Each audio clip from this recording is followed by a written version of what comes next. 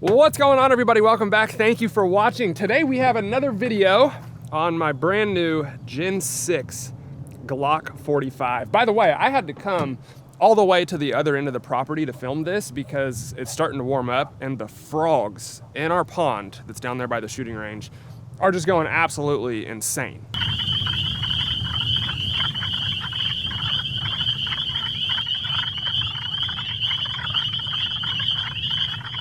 I think that's gonna work. So if you hear him in the background of this video, I apologize. There's really not a whole lot I can do about it besides get as far away as possible. So if you watched our first video on the Gen 6 Glock 45 that I posted a couple weeks ago, the pistol is probably unrecognizable at this point. I did say in that video I wanted our first test to be just on the pistol as it is right out of the box, and then I would revisit it in a couple weeks once I got everything how I wanted it. So this is basically the Gen 6 Glock in its final boss configuration. I'm still waiting on a couple other things to be delivered.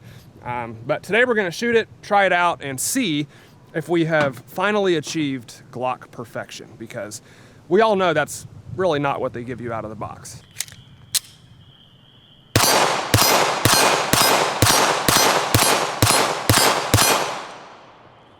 So I'm gonna try to go over this pistol in detail today, and then at the end, I will try to give you a price breakdown and we'll see what this pistol actually ended up costing. One thing I do wanna say is Glocks are just fine right out of the box. Like, none of this stuff is mandatory. That being said, I rarely spend 600 bucks on a Glock and just leave it as is. And I did kind of go crazy with this one, so let's get into it. So we'll go ahead and just start at the back. I guess we'll go butt to tip, opposite of what Grand Thumb does. The first thing I did is I added a medium back strap. So I have been shooting Glocks forever, and I believe they started shipping them with back straps on Gen 4 or Gen 5. I'm not really sure. Either way, I've never even looked at them or tried them. I just thought they were trash, got rid of them, and ran the grip as it is. When I put the medium back strap on this Gen 6, it just fit my hand perfectly, and it actually feels really good. So obviously that's free. That comes with the Glock. You don't have to pay for the medium back strap, but yeah, I just never tried them before, and I was kind of surprised when I actually put this on. It got rid of a little bit of that hump, and it just fits my hand a lot better. So your opinion may vary on that. I also did get a heavy brass butt plug. Now this is another thing I've never tried with previous generation Glocks. I've heard people mention them for years, so I went ahead and tried it with the Gen 6, and I'm glad I did. It definitely improves the center of gravity. It adds weight to the back lower half of the gun, which obviously with polymer frame pistols is next to nothing. So adding that brass plug in there, it increases the weight, reduces the recoil, and it just improves the center of gravity. It makes the pistol feel more balanced overall. And obviously we could talk butt plugs for hours. I know you guys would really enjoy that. If you're gonna get one for your pistol, I would recommend brass because it adds a lot of weight to the grip, which is a good thing on a polymer frame Glock. And then moving up, we have the Trigicon tall suppressor height sights, white outline with the green lamp. Pretty self-explanatory. It's like the first thing I do with every Glock pistol is remove those plastic sights. One thing I will say about these is they were extremely difficult to get on, even with my super expensive rear sight tool. So I've never had that issue in the past. I don't know if it's a Gen 6 thing or if it's the tolerances of the sights or what it was, but they were so difficult that it actually scratched and dented that rear iron sight, which is something I have never seen before. So it's interesting. And then moving forward, of course, probably the most expensive accessory on any handgun is gonna be your optic. So for this one, I went with the Trigicon RMR HD. Love the optic. It's very expensive. Like I said, I will say prices at the end of this video. I actually went back and forth on this between open and closed emitter. So I've got the Steiner MPS right here, more of a mailbox type optic. I've got the Aimpoint Acro. These closed emitter optics do have their advantage. They protect the internals a lot better, but the window size of the RMR HD and the donut reticle were just too good to pass up. For a Trigicon, this thing has a massive window. Where the Acro and the Steiner kind of feel like you're looking through a tunnel, this just reminds me of like an EOTech, where the optic is invisible and the reticle is just projected onto the target. So I like it.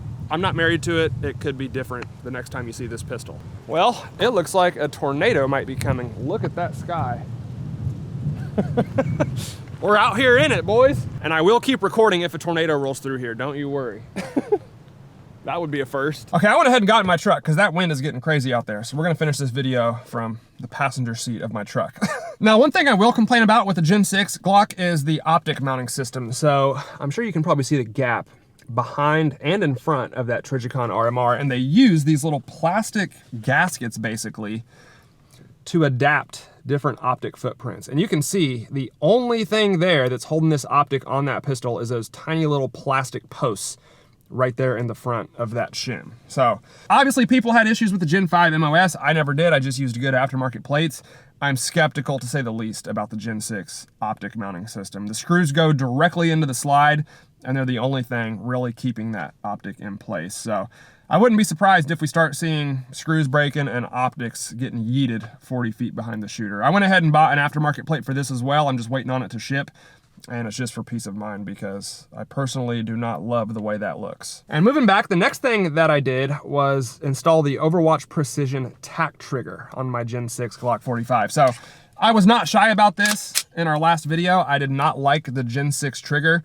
It just felt, you know, heavy, long, mushy, and the plastic was actually so thin that the trigger would flex as you're pulling through the brake, and especially after it. With this trigger, you have none of that. Obviously, the trigger is not flexing or bending. It removes a lot of the trigger pull, but it keeps the same weight. So this is still a factory weight trigger. It didn't change that at all.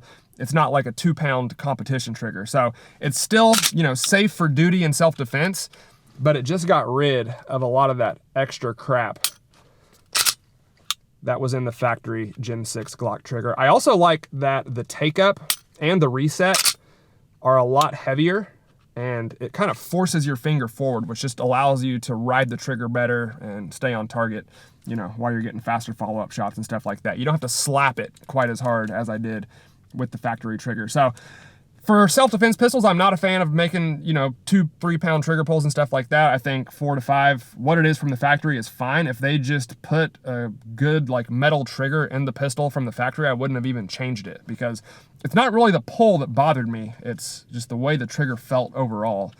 And I looked at the video, you can literally see the trigger bending as I'm trying to pull through the brake, which that's a new one. I've never seen that before, even on Glock pistols. So, and for a flashlight on the Gen 6, I went with the Surefire XC3, which is one of their lights I've never tried before. I've used the X300s quite a bit. This is more of like a compact light that doesn't stick out so far. And so far, I like it. It is very bright. It's got momentary and constant on. And Surefire is just kind of the top of the food chain when it comes to weapon-mounted lights. You know that your light is not going to fail you unless your gun gets blown up or something like that. But if you want a good light that's not quite as expensive, I also recommend Streamlight, the TLR7, TLR8, and then we've also got the Enforce Wild one, which is one of my favorite pistol lights for the money, honestly. So shout out to Enforce, Streamlight. Again, for the Gen 6, I just wanted the best that I could get. So far, I've liked the Surefire XC3. Okay, I'm done doing that, sorry. And then last but not least, the final thing I believe that we need to talk about is the barrel and compensator. This is the Radian Ramjet Afterburner combo. I got this for my Gen 5 Glock 19, and they actually haven't released their Gen 6 models yet. I just saw on Instagram today that they are releasing them soon. Apparently there's a safety on the Gen 6 version that needs a cutout in the barrel that the Gen 5 version doesn't have. So right now they're telling you to not use Gen 5 ramjets in Gen 6 pistols. The internet is not agreeing with that. Everybody's doing it. They work fine. I've done it. It works fine. Obviously, if it's, you know, preventing a safety from working the way that it needs to, then I would also not recommend that you do it. But just on the range out here playing around, I have done it. To be honest with you, I could take it or leave it. It's a 9mm, so it doesn't have a ton of recoil anyway, but no doubt about it, it does help reduce the recoil when you use the ramjet versus the factory barrel. All right, this is with the comp.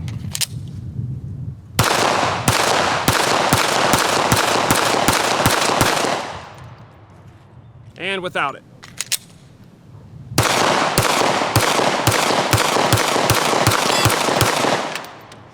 Wasn't trying to hit the steel target, but so I'm sure you can see there is definitely a difference in recoil with the ramjet. It also does increase concussion a little bit, so it's kind of a trade-off. Is it worth it? That's for you to decide, obviously, but no doubt about it, it is flatter shooting with the comp for sure. But it's just a 9mm, so they don't have a ton of recoil to begin with. Like I said, I do like Radian products. I think they make good stuff. It works well. It obviously looks good. It also does kind of even out the proportions of the Glock 45 because it's already got that 17 length grip, and now the slide is probably similar to a Glock 17 as well.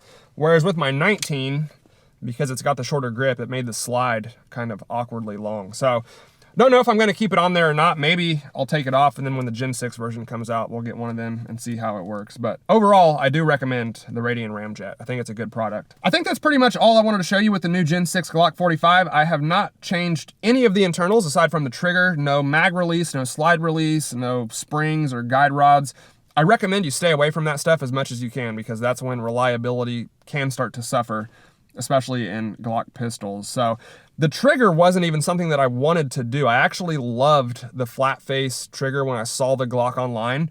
And then as soon as I fired it, I knew right away, like, I'm gonna have to do something with that trigger. It was just unusually bad, even for a Glock. So the tack trigger is one I've used for years. I know it's good to go. And it's probably the least invasive way that I could improve the trigger without lightening the trigger pull. So I think that's it. I'm going to take a minute, add up the prices of all of this stuff, and we're gonna see how much it actually costs to achieve Gen 6 Glock perfection. So I'll be right back. Okay, I've got my list of stuff here. I'm gonna go through the price of everything individually, and then we'll add it all up at the end and see what the Glock Gen 6 actually ended up costing me. So we got the Glock 45 Gen 6 pistol, $650. The Trijicon RMR HD, get ready for this, $775. And the MSRP on those optics is actually like $1,000. So not a cheap optic. Luckily, we don't have to pay for optics very often because Optics Planet does help us out. The 1171 design optic plate that I have on the way is $130. I'm definitely gonna put that on there. The Surefire XC3 flashlight, $300. Trijicon iron sights, $150. Overwatch trigger, $135. Brass butt plug, $80, and then the Radian Ramjet, $400. All in all, this pistol cost me roughly $2,620 before shipping and before taxes. So I think we can safely say this is a $3,000 Gen 6 Glock. Is it worth it? Obviously that is subjective. You could literally buy a Staccato 2011 for what I've spent on this Gen 6 Glock 45. Now, you could always just get a different pistol that would give you half of this stuff out of the box and you wouldn't need to spend the extra money. But believe it or not, I still have a little bit of a bias towards Glock. They're one of my favorite pistols, and I really like the frame on the Gen 6 Glock. I think that is ultimately what makes these worth the upgrade. So I knew it was gonna be an expensive project going into it. Did I spend a little bit more than I thought I would? Maybe, but now I have a pistol that I can trust with my life. It will last longer than I will, and if we're being honest, that is a really good looking Glock 45 right there. So I'm happy with it. All right, guys, that is the Gen 6 Glock 45. I hope you all enjoyed this video. I apologize for the weather. I had to kind of hide out in the truck there for the second half of the video, but it was raining and windy and stuff was blowing over.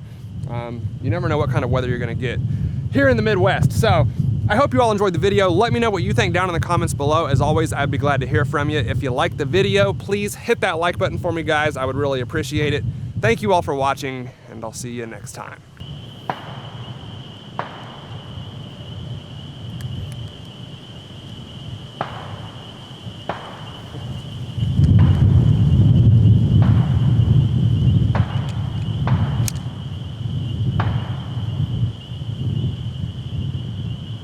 One of the neighbors trying to talk to us.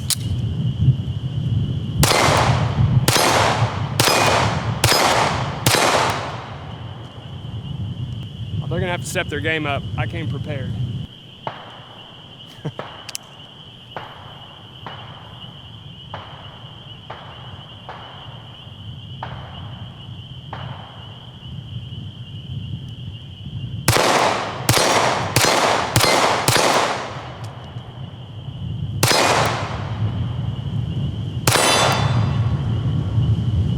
I think I'm catching them right after they shoot and they're trying to reload magazines. Because it's taking them like 10 minutes after I shoot to respawn. You gotta come prepared, man.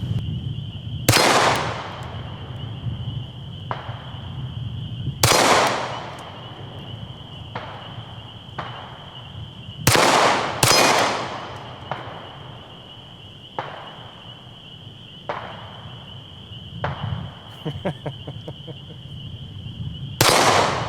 I'm out of ammo.